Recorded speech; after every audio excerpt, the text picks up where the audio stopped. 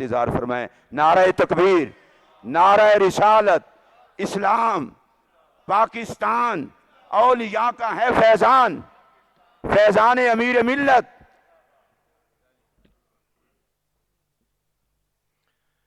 نحمدہ ونصلی ونسلم علی رسول الکریم، اما بعد فاعوذ باللہ من الشیطان الرجیم، بسم اللہ الرحمن الرحیم۔ اہدنا الصراط المستقیم، صدق اللہ مولانا العلی العظیم، وبلغنا رسولہ النبی الکریم۔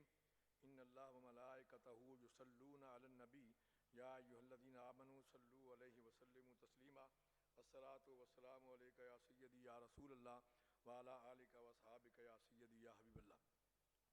سب سے پہلے میری دعوت پر تشریف لانے والے جملہ مشائخ الزام، پاکستان بر کے چاروں صوبوں اور آزاد کشمیر سمیت جتنے بھی احباب مشائخ الزام تشریف لائے، ان کا اور بالخصوص جناب محمد عمران خان نیازی صاحب کا شکریہ ادا کرتا ہوں کہ انہوں نے ہماری دعوت کو قبول کیا اور آج کے اس عظیم الشان مشائخ کنونشن میں تشریف فرما ہوئے۔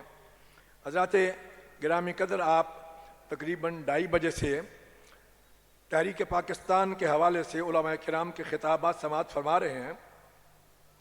تحریک پاکستان میں اس دور میں حضرت قبلہ عالم امیر ملت پیر جماعت علی شاہ صاحب محدث علی پوری نے ایک جاندار کردار جو ہے وہ ادا کیا۔ حضرت قائد اعظم محمد علی جناح نبی کریم صلی اللہ علیہ وآلہ وسلم کی حکم پر جب لندن سے پاکستان آئے تو کراچی کا اجلاس ہوا۔ کراچی کے اجلاس کے بعد قائد اعظم نے کہا کہ میں جس مقصد کے لیے آیا ہوں مجھے لگتا نہیں ہے کہ وہ مقصد جو ہے وہ آپ سے پورا ہو سکے۔ مجھے یہ بتایا جائے کہ پورے بر صغیر میں کوئی ایک شخصیت ہو جو فرد واحد ہو اور پوری ملت اسلامیہ اس پر متحد ہو اور پوری قوم اس کو تسلیم کرتی ہو۔ اگر کوئی ایسا شخص ہے تو مجھے بتائیں، میں خود چل کر اس کے پاس جانے کے لیے تیار ہوں۔ تو پھر نواب بہادر یار جنگ صدر مسلم لیگ اس دور کے، انہوں نے حضرت پیر جماعت علی شاہ صاحب کا نام پیش کیا، اور کشمیریوں کے لیڈر چودھری غلام عباس صاحب انہوں نے اس کو سیکنڈ کیا کہ جناب اس وقت پوری ملت اسلامیہ نے جن کو اپنا امیر منتخب کر لیا ہے وہ حضرت امیر ملت پیر جماعت علی شاہ صاحب محدث علی پوری ہیں۔ تو حضرت قبلہ عالم امیر ملت پیر جماعت علی شاہ صاحب محدث علی پوری کو جب بتایا گیا کہ قائد اعظم آپ سے ملنا چاہتے ہیں تو آپ نے فرمایا کہ اگر وہ کراچی سے آ رہے ہیں تو میرے مہمان ہیں، میرا بھی حق بنتا ہے کہ میں یہاں سے آگے سفر کر کے پہنچوں۔ لاہور میں تشریف لائے اور لاہور میں دونوں احباب کی ملاقات ہوئی۔ حضرت امیر ملت نے فرمایا کہ قائد اعظم جو کام تم کرنے جا رہے ہو وہ میرا کام تھا، پوری قوم نے مجھے اپنا امیر منتخب کیا، میں یہ سمجھتا ہوں میرا بوجھ تمہارے کاندھوں پر آن پڑا ہے، اس لیے میں اپنا فرض منصبی سمجھتا ہوں تمہاری مدد کرنا۔ اب تم آرام سے بیٹھو، میں پورے ملک کا دورہ کرتا ہوں۔ تو حضرت قبلہ عالم امیر ملت پیر جماعت علی شاہ صاحب نے پورے بر صغیر کا دورہ کیا اور قوم کو متحد کیا اور ان کو کہا کہ اس وقت اگر پاکستان بنانا ہے تو اس کے لیے ضروری ہے کہ تم قائد اعظم کے ساتھ ہو جاؤ، مسلم لیگ کے ساتھ ہو جاؤ۔ اور سب سے پہلے آپ نے نعرہ دیا کہ مسلم ہے تو مسلم لیگ میں آ۔ میں اس مسلم لیگ کی بات کر رہا ہوں، آج کی مسلم لیگ کی کسی کی بات نہیں کر رہا۔ اس مسلم لیگ میں حضرت قبلہ عالم نے سب سے پہلے جو جھنڈا ہے پاکستان کا، یہ وہاں آپ نے کشمیر میں جو قائد اعظم کی دعوت کی نشاط باغ سری نگر میں، اس میں قائد اعظم کو جھنڈا دیا اور فرمایا کہ آج کے بعد جہاں بھی آپ نے جانا ہے یہ جھنڈا لے کے جانا ہے اور لوگوں کو بتانا ہے کہ اگر تم اسلام کے جھنڈے کے نیچے آنا چاہتے ہو تو یہ مسلم لیگ کا جھنڈا جو ہمارے ہاتھ میں ہے۔ تو حضرت قبلہ عالم کے اس حکم پر قائد اعظم جہاں بھی جاتے چھوٹے چھوٹے 2 جھنڈے تھے۔ اس کے بعد بنارس سنی کانفرنس، جس کا یہ تسلسل میں سمجھتا ہوں کہ آج کی یہ کانفرنس جو ہے یہ بنارس سنی کانفرنس کا تسلسل ہے۔ بنارس سنی کانفرنس میں 6000 مشائخ الزام اور علماء کرام سٹیج پر موجود ہیں اور 5 سے 7 لاکھ کا اجتماع ہے۔ حضرت امیر ملت کو جب پتہ چلا کہ کچھ لوگ قائد اعظم کو کافر کہتے ہیں، کچھ اس کو مرتد کہتے ہیں، کچھ اس کو یہودیوں اور انگریزوں کا ایجنٹ کہتے ہیں، تو آپ اسٹیج پر پہنچے. مولانا نعیم الدین مراد آبادی اس سٹیج سیکرٹری تھے, ناظم اعلیٰ تھے, حضرت امیر ملت صدر تھے.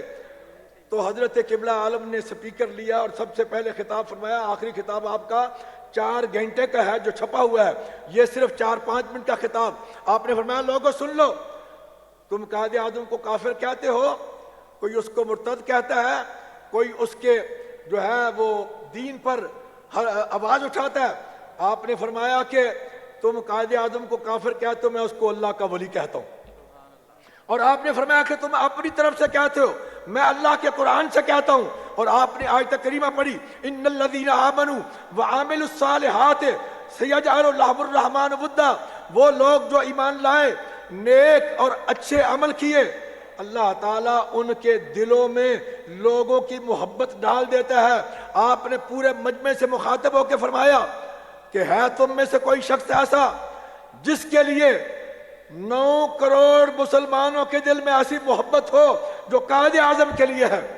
تو سب نے ہاتھ کھڑے کر دیے, انہوں نے کہا کہ نہیں جناب. تو آپ نے فرمایا کہ میری بات دوسری بھی سن لو, ہمیں انگریز کے ساتھ ایک مقدمہ تھا, ہم نے اس مقدمے کے لیے قائد اعظم کو منتخب کیا, اس کو کوئی امام نہیں بنایا, اس کو کوئی لیڈر اپنا جناب نکاح خان نہیں مقرر کیا, اور اس سے ہم نے نمازیں نہیں پڑھانی, اس سے کوئی دین کے مسئلے نہیں پوچھنے. لیکن جس دشمن کے ساتھ ہمارا اس وقت مقابلہ ہے, اس کے لیے قائد اعظم سے بہتر کوئی شخص نہیں ہے, اور میں نے قائد اعظم کو اپنا وکیل مقرر کیا ہے. اسی طرح میں یہ سمجھتا ہوں کہ آج کے دور میں, چونکہ وہ تحریک پاکستان کا دور تھا اور آج تکمیل پاکستان کا دور ہے, اور میں یہ سمجھتا ہوں آج تکمیل پاکستان کے لیے جناب محمد عمران خان نیازی جو کردار ادا کر رہے ہیں, اور انہوں نے ریاست مدینہ کا جو اعلان کیا, وہ اس کی طرف جو سفر شروع کیا, اس کے بارے میں صاحبزادہ حمد رضا خان صاحب نے چند باتوں کا ذکر کر دیا کہ اسلام فوبیا کے متعلق.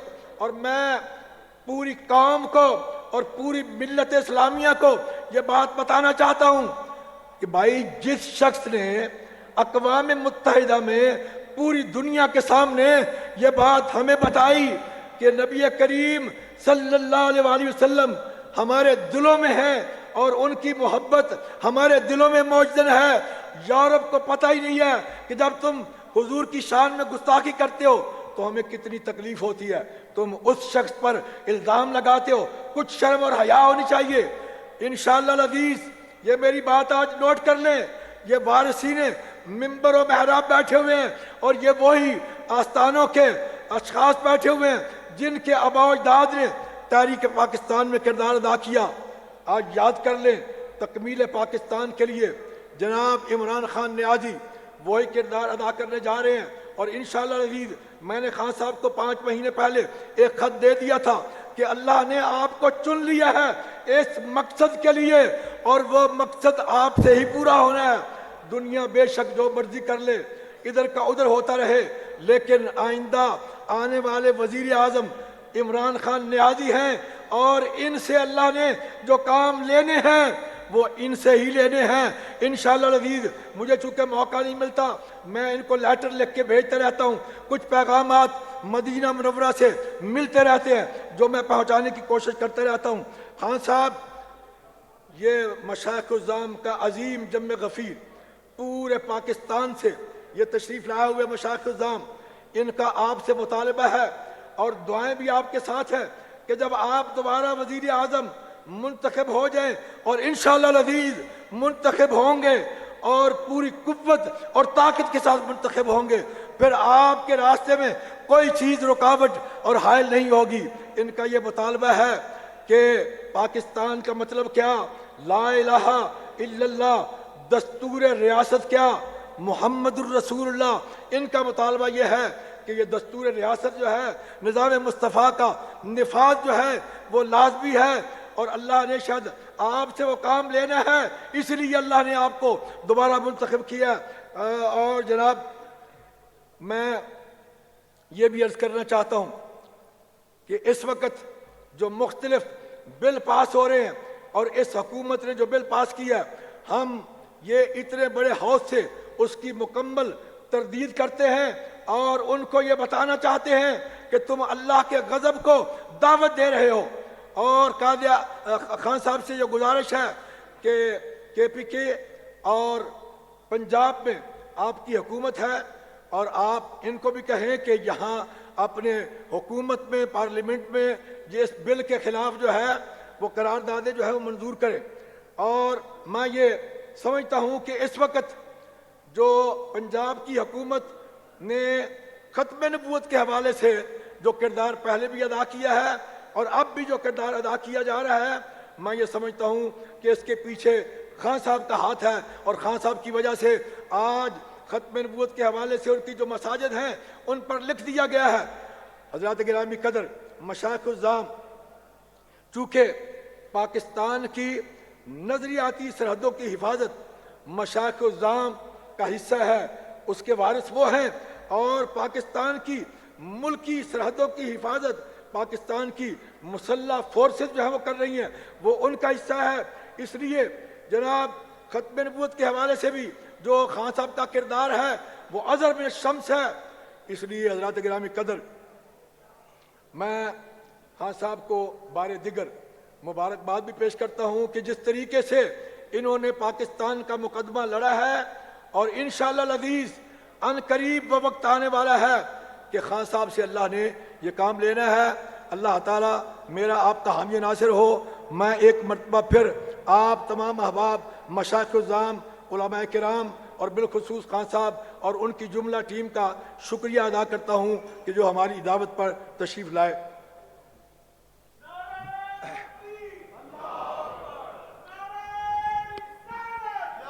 حضرات محترم،